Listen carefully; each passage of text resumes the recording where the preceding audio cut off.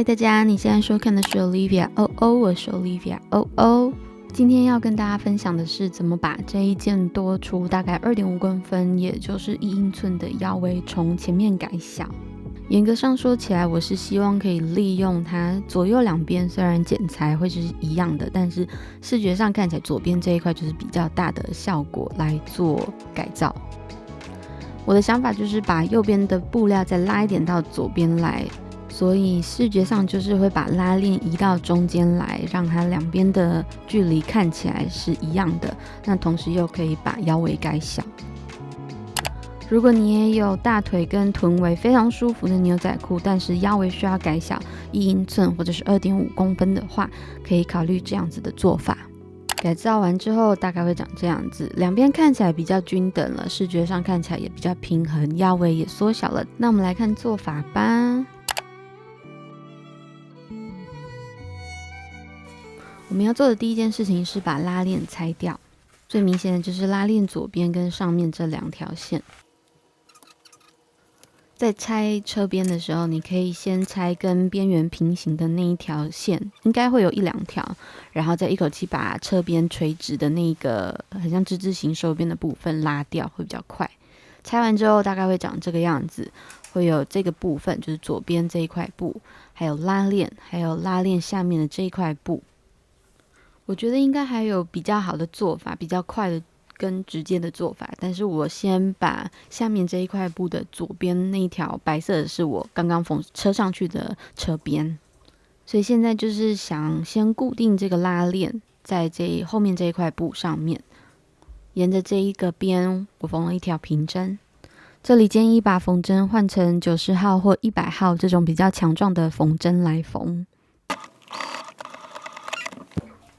缝完之后长这个样子，接下来把拉链拉起来关起来之后，要重新画左边这块布的边缘。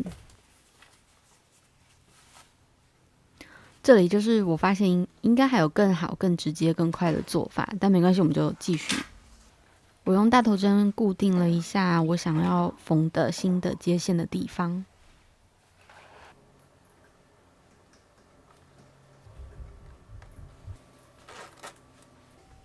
确认拉链拉起来的时候是你想要的样子之后，我们就可以去把这个缝线缝合起来了。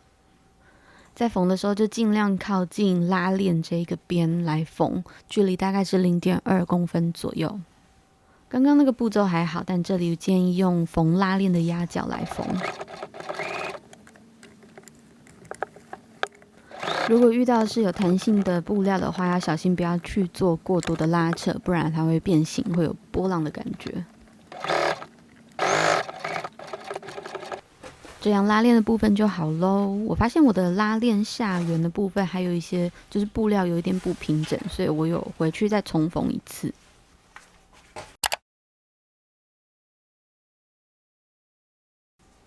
那么接下来就是扣子，那我扣子我没有要去动它，所以我要动的是腰带的长度。可以操作的部分其实蛮有限的，只有在扣子跟皮带环之间这个长度，应该会是整个过程当中比较难的地方。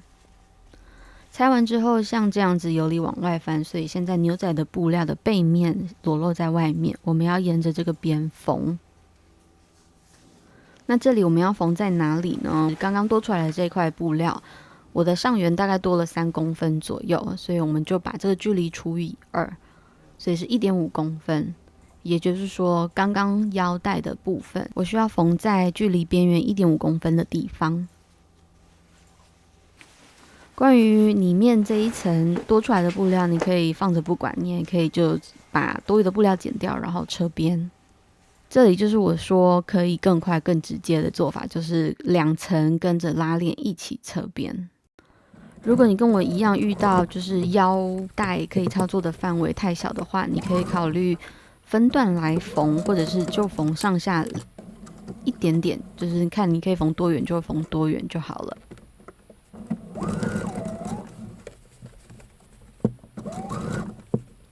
我大概就是在上下2个边缘缝了 2.5 公分左右，那如果反翻过来的话，效果会是一样的，所以如果没有缝到底也没关系。这里建议换成跟牛仔裤缝线一样的颜色的缝线来缝。如果缝份显得太厚重的话，你可以考虑把这个角落剪掉。现在所有东西都往左边位移，会有一些多余的布料在上缘，就把它剪掉。你可以沿着它缝线留下来的痕迹来做对齐。缝线跟缝线对齐之后，稍微做固定，我们就可以把它们结合在一起了。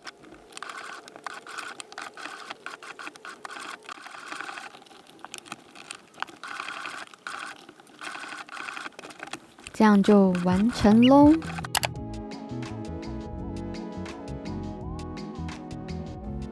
完成了。如果你没有仔细看的话，这个缝线还蛮不明显的。现在拉链两边的布料看起来也比较对称了。我知道现在低腰又开始流行起来了，但是我还是比较喜欢这样子的中高腰的感觉。那么希望大家的裤子腰围都是合身的啦。这集就到这里咯，我们下次见，谢谢收看，拜拜。